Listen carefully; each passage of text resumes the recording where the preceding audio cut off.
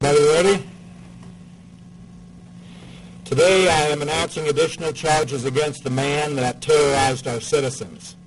As I said then and will repeat now, we got the guy responsible for these crimes. He's a foreign national, but he will face our justice.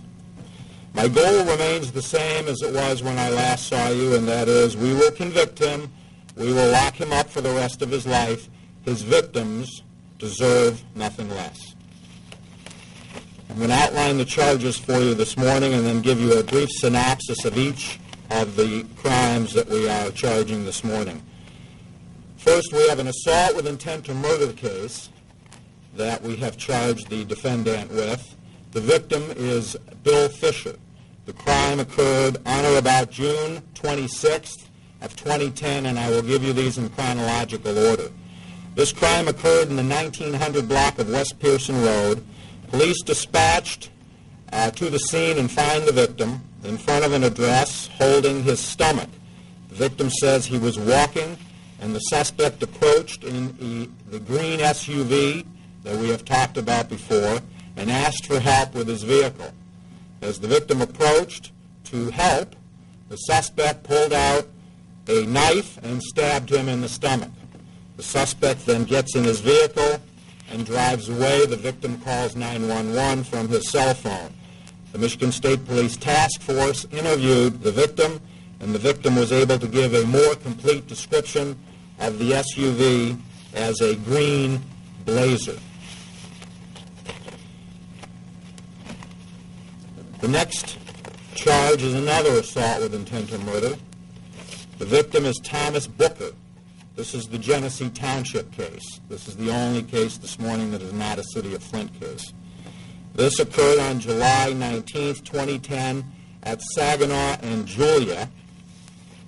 The victim was walking to the store on Saginaw, and the defendant approached the victim and asked for help with the hood of his vehicle. Also a Blazer type of vehicle. As the victim approached to help the defendant stabs the victim in the back with a Bowie-style knife. The victim also was cut in the arms as he tried to defend himself.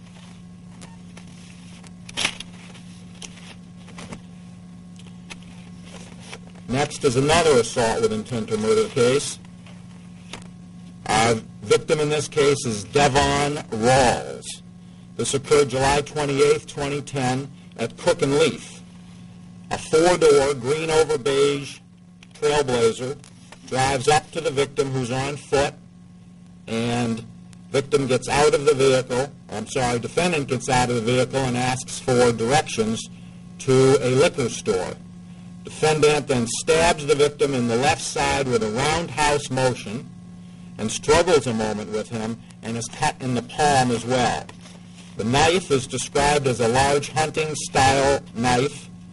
The defendant leaves, the victim walks away, and a nearby woman calls 911. The defendant is described as a male in his 30s, 6'1 to 6'2, 180 to 200 pounds, muscular, with a broad chest. Suspect in this case was wearing a baseball hat and a New Amsterdam gin T-shirt. During a search warrant at the home of the defendant, a New Amsterdam gin T-shirt was found. Next is another assault with intent to murder case where the victim is Etwan Wilson. This case occurred August the 1st at Basil and Clover Lawn. In this instance, the victim was walking and is approached by an older model, black, either dark blue or dark green Trailblazer type vehicle. The suspect gets out and asks for directions. The victim answers defendant, and defendant comes closer, raising his arm with a shiny object in his hand and stabbing the victim in the chest. The defendant gets back in the vehicle, drives away. The victim walks down the street calling for help. The victim calls 911 from his cell phone. Victim describes defendant as 6'2 to 6'3, late 20s to early 30s, and uses the word built.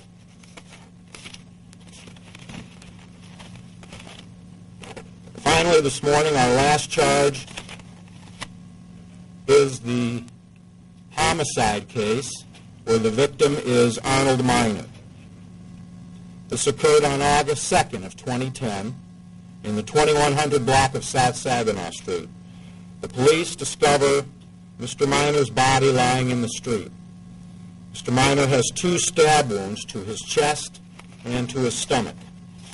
There is party store video near where our victim was found that shows a green Blazer-type vehicle passing in the area near the time where Mr. Miner was murdered.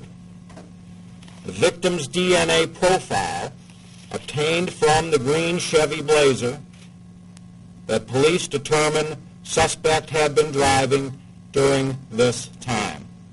That DNA profile comes from blood that was obtained inside the vehicle. That charge against Mr. El Abulazam is open murder. The penalty is life in prison without parole. So this morning I have the assault with intent to murders, and I have the murder charge where the victim, Arnold Miner's life was taken. Try to answer your questions.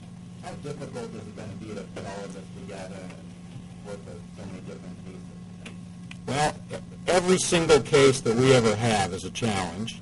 We have to prove beyond a reasonable doubt that this occurred and the defendant is the person responsible. We'll get there. We're being careful, methodical. I have a tremendous team of law enforcement professionals working with us, and I'm confident we will be able to be successful in these cases and the earlier case and whatever else comes down the road. Any other evidence you can find that links your murder victim to the suspect?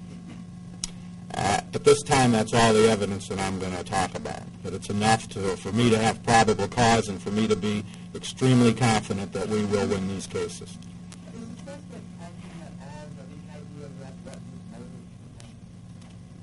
We do not. We suspect that he was preying on vulnerable African-American men, cruising the areas of the city of Flint and surrounding suburbs where he might find such individuals and trying to take their lives and destroy them. Mr. Layton, can you talk about the other homicides, the other thing in prosecuting homicides? It's a difficult undertaking to get 4 other ones. Are you going to pursue those or see how this one goes first? What is your plan? No, I'm not waiting to see how these go. I'm waiting for the evidence from the crime lab, and then we'll proceed as soon as that evidence comes in. So you anticipate additional charges like one in the minor case? Well, that's going to depend on what we get from the crime lab. But if I get similar type evidence, yeah, I'm not waiting. Anyone contact with the reporting Virginia. I spoke Friday with Jim Plowman, the Commonwealth's attorney in Virginia. We had a very pleasant conversation about a very unpleasant subject. And he and I are on the same page. He told me that he's going to take his time and be methodical like we're doing here, but sees no reason to rush because we're in a position where we're moving forward and we have some evidence. But we have open lines of communication, and any reports to the contrary are not true. And our assistant prosecutors who are assigned to these cases speak daily and sometimes multiple times in one day. But Mr. Plowman and I speak every couple of weeks.